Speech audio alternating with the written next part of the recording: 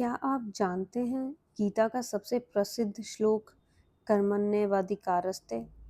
नमस्कार, स्वागत है आपका हिंदू ग्रंथ ज्ञान में।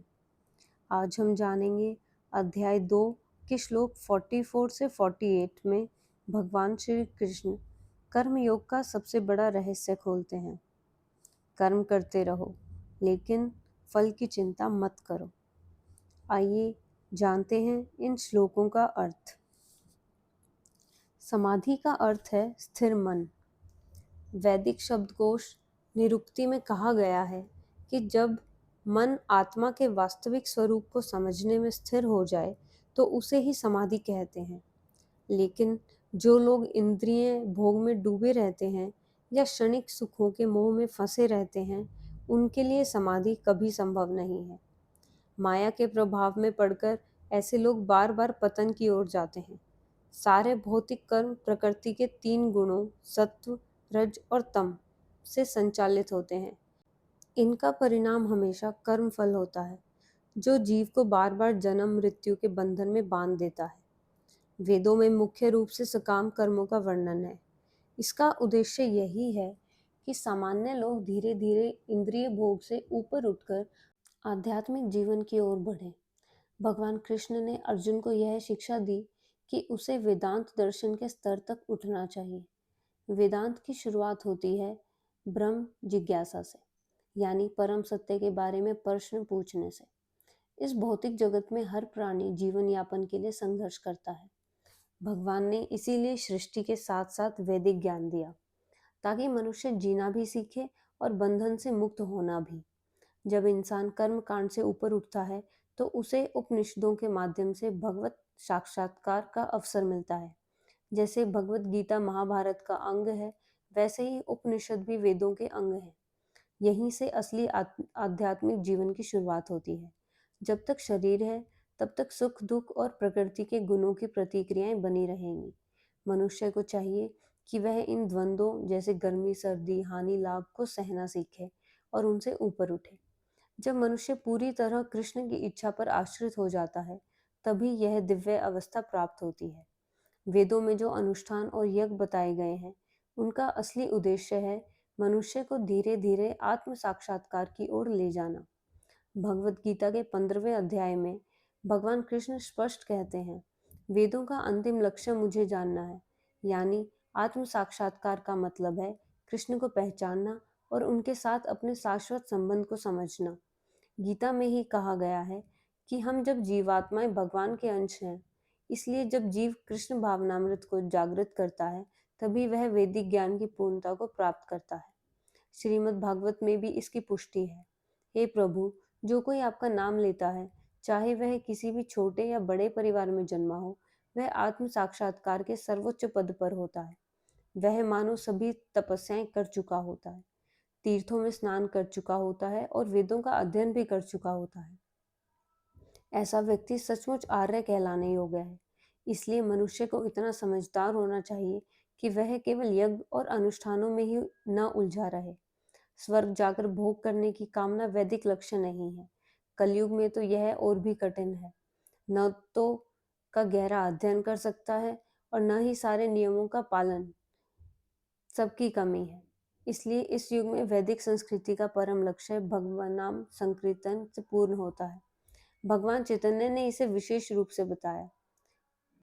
जब विद्वान प्रकाशानंद सरस्वती ने उनसे पूछा कि आप वेदांत का अध्ययन क्यों नहीं करते और केवल नाम संकीर्तन क्यों करते हैं, तो उन्होंने उत्तर दिया, मेरे गुरु ने मुझे मूर्ख समझकर कहा कि तुम केवल भगवान का नाम लो, और जब मैंने ऐसा किया तो मैं भगवान के नाम में पागल होकर आनंदित हो गया। कलयुग के लोग वेदांत की गहराई को समझने में समर्थ नहीं है, लेकिन वेदांत का असली उद्देश्य भगवान के पवित्र नाम का कीर्तन करना है। यही संपूर्ण वैदिक ज्ञान का रहस्य है और यही सर्वोच्च साधना है। सबसे बड़ा वेदांती वही है जो भगवान के नाम के जप में आनंद अनुभव करता है। यहाँ 3 बातों पर ध्यान देना जरूरी है: कर्म, विकर्म और अकर्म। कर्म वे कार्य जो हमें हमारे स्वभाव और प्रकृति के गुणों के अनुसार करने चाहिए। विकर्म वे कार्य जो शास्त्रों और अधिकारी के अनुमति के बिना किए जाएं। अकर्म यानी बिल्कुल कार्य न करना। भगवान कृष्ण ने अर्जुन को समझाया कि निष्क्रिय बैठना ठीक नहीं है। उसे अपना कर्म करना चाहिए, लेकिन फल की आसक्ति के बिना, क्योंकि जो फल की आसक्ति से कर्म करता है वही उसके बंधन और दुख का कारण बन जाता है। नियत कर्म भी 3 प्रकार के होते हैं। नित्य कर्म जैसे पूजा, जप आदि, जिन्हें फल की इच्छा के बिना शास्त्रों के अनुसार करना चाहिए। आपातकालीन कर्म, संकट या धर्म रक्षा की स्थिति में किए जाने वाले कर्म। इच्छित कर्म, जिनमें फल की इच्छा जुड़ी हो। ये कर्म बंधन का कारण बनते हैं। हर मनुष्य को अपने कर्म करने का अधिकार है, लेकिन फल पर नहीं। फल की आसक्ति छोड़कर किया गया कर्म ही निष्काम कर्म है और यही मुक्ति की ओर ले जाता है।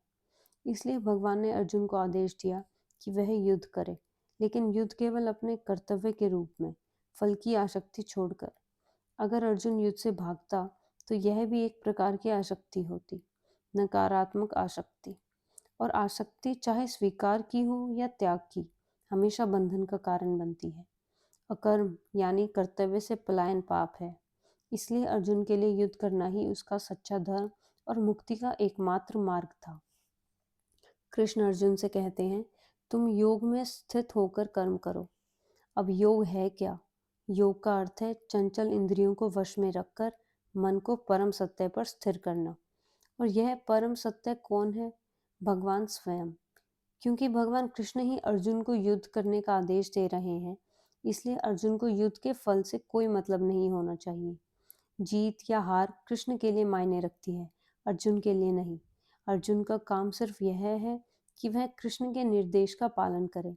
यही वास्तविक योग है। इस योग का अभ्यास कृष्ण भावनामृत द्वारा किया जाता है। इसी के माध्यम से मनुष्य अपने स्वामित्व भाव को त्याग कर स्वयं को कृष्ण का दास या उनके भक्तों का दास मान पाता है। यही एक मार्ग है जिससे योग में रहकर कर्म किया जा सकता है। अर्जुन क्षत्रिय है और उसका कर्तव्य है वर्णाश्रम धर्म का पालन करना। विष्णु पुराण में कहा गया है, वर्णाश्रम धर्म का एकमात्र उद्देश्य विष्णु को प्रसन्न करना है। सामान्यतः लोग अपने सुख के लिए कर्म करते हैं, लेकिन सच्चा धर्म यही है कि हम अपने सुख के लिए नहीं, बल्कि कृष्ण को प्रसन्न करने के लिए कर्म करें।